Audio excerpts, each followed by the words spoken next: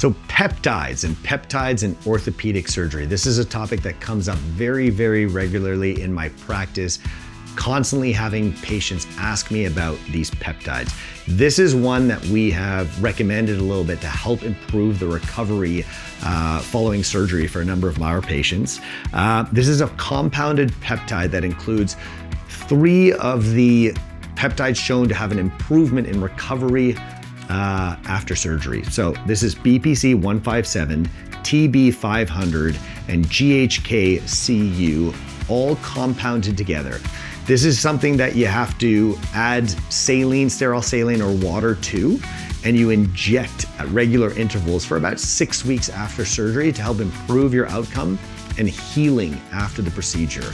But this is something that's going to get more and more attention in the sports medicine and orthopedic literature over the next few years as people start to use these regularly to help optimize their recovery after various surgical procedures.